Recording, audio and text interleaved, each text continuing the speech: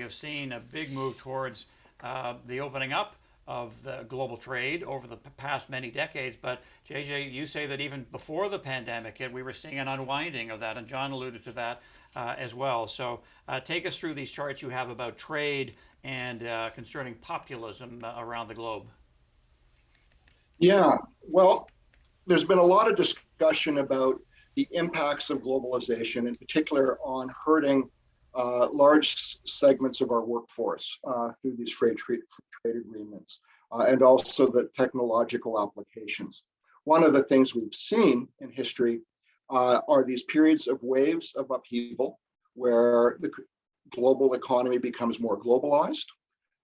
It also, each of these instances also has resulted in these types of upheavals. So there's a number of ways to measure it.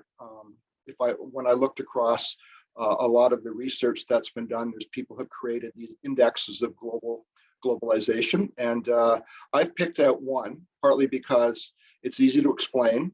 I can update it and track it on a frequent basis, and it looks the same as all the others. But basically, people have looked at the ability of labor to move across borders, the ability of goods trade to move smoothly through countries and across countries, and also financial integration. The one I've used is from I got it from Our World in Data, and basically it just looks at trade as a share of the size of the economy, and it's exports plus imports of goods. If the gray line, which covers the very early period, the blue line, which starts up in around the time of the Second World War ending and moves up until about 2015, picks up exports and plus imports of goods as a share of GDP. And I've updated it using recent United Nations data showing exports plus imports of goods and services relative to GDP. And it's important because services are becoming an increasingly important segment of all economies, including trade. And you can see the waves that have happened, and I've highlighted in the red boxes these three periods where you can say globalization hit some roadblocks. The real big historical one was the one that began on the eve of the First World War, began really in 2013 after the 1913 after the 1912 peak. And we had two world wars. We had the Great Depression and the trade wars of the Great Depression. Both wars were accompanied with inflation, and you had a massive deflationary shock in the middle of it. There was a little bit of deglobalization happening from around 1974 to 1986.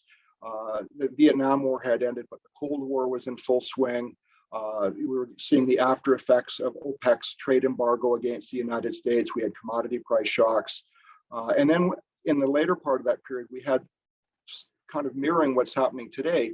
We had a trade war between the US and Japan, which the Reagan administration ultimately resolved by getting professionals involved, professional trade negotiations, and that worked itself out. Now, Mark alluded to the point that this period of current deglobalization began before Trump, and that's certainly true. This trade indicator or this openness indicator peaked in 2008. Obviously, that's the eve of the global financial crisis. Some of the initial decline was due to the global financial collapse and the deep global recession of 2008 and 2009, but it's continued to roll over, and that restrictiveness and the closing of international trade started off in the emerging markets, particularly China. And the trade friction started then, and Trump was a reaction to that as much as anything. He didn't start it, but he continued it. Now, the data I'm showing you only go up to 2020. It'll pop back a bit in 21, but it looks like the direction we're heading in for strategic reasons because of the emerging Cold War between the US and China and probably Russia as well, and serious strategic concerns over technology and patent protection and cybersecurity means that's going to be restricted going forward, and it limits our opportunities for advancement. The periods of rising globalization were periods of dislocation for some, but there were periods of increasing prosperity for the majority of people across the globe and huge increases in standard of living, and at the same time, great benefits to businesses and investors. Now, speaking of former President Trump, this plays into your next chart, world populism. This is something I got from the CEPR, which is the Center for Economic Policy Research based in Europe. And they've taken a 60-country sample and measured the number of political parties espousing right-wing and left-wing populism. There's another one that was created by Ray Dalio of the Bridgewater Group, and it shows a very similar picture. I picked up this one because I can track it better, and it's more up to date than the most recent information I have from that other index. And basically, you can see over history, most of the populism has been from the left wing. You saw it emerging in the aftermath of the Russian Revolution, and in the lead up to to some degree, in the lead up to the Second World War, and then right through to current day. It got reduced partly after the Reagan years, as a number of countries democratized and became much more mainstream. But what's interesting to me is the number of right-wing political populist groups that emerged in the 1930s as a result of, endless depression and economic hard times, and blaming other parts of society for it. And basically, since around 1990, you've seen an increase in the share of populism that's been attributable to the right-wing side of things. And we're at the highest level in history based on this sample of 60 countries. And that's something I perceive to be very worrisome. When I see populist parties, both of the left and the right, I see direct approaches to economic policy and the well-being of citizens as highly concerning and likely to turn out very poorly for all involved. And that bodes poorly for our economy, the individuals in the economy, businesses in the economy, and investors. And you get economic policy, and you can see it in this debates over these truckers, this small subset of truckers in Canada and now in the United States. They're talking about economic policies that are driven by, grievance, ideology, anger, rather than common sense. We had a long period under right of center, left of center governments in Western Europe, Canada, the US, that made enormous strides forward without all this kind of nonsense. And it's something that constrains, in my eyes, our ability to deal with the issues that are going on. And it certainly increases the likelihood that we'll see more deglobalization and more headwinds towards the well-being of people and businesses and investors.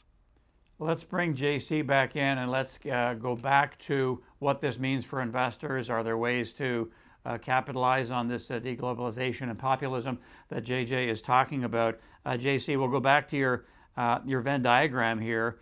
Deglobalization, you talked about demographics, and we'll get to inflation, but tell us what you can extrapolate based on this chart you put together, and based on what JJ said. Sure. So, yeah, the rise in populism is associated with global trade and global manufacturing, but it's also heightened geopolitical tensions as a result of that. And COVID's really accentuated this. On the supply chain front, it's been a total disaster. And so I think now it's more obvious more than ever that companies and countries need to work hard to sort of protect themselves from the exposures, whether it's to global trade breaking down or anything else.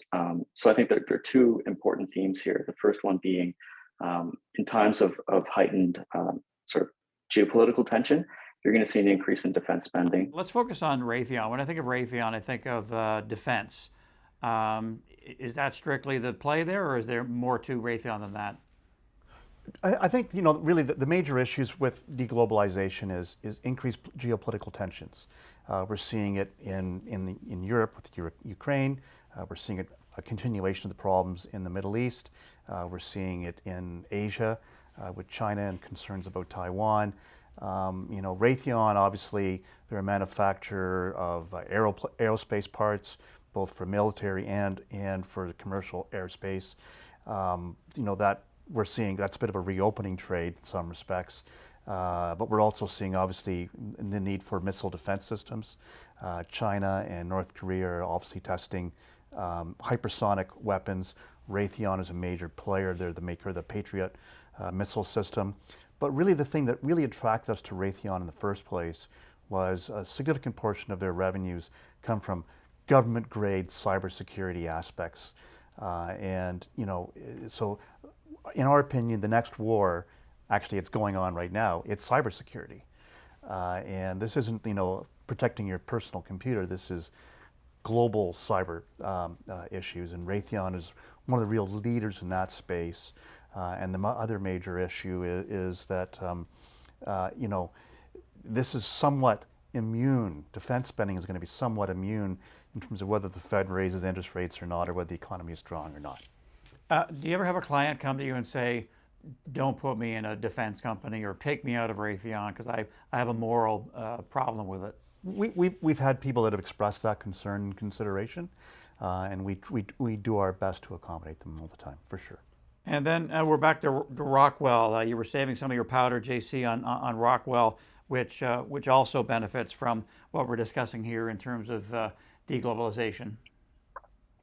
Yeah, so I think that we're sort of at the early stages of where we're seeing companies start to think about potentially moving their manufacturing centers outside of the traditional area. So potentially outside of China into somewhere else in Asia, whether it's Vietnam or Indonesia, or even back into North America. And as that happens, and I think it will continue to happen, they're going to be looking to build back better. If I want to steal something from President Biden, they're not going to look to implement the same systems. They're going to look to implement systems that work with a shrinking labor force, that work with new technological requirements in what they're making. And so automation and robotics are going to play a really big role in that, I think.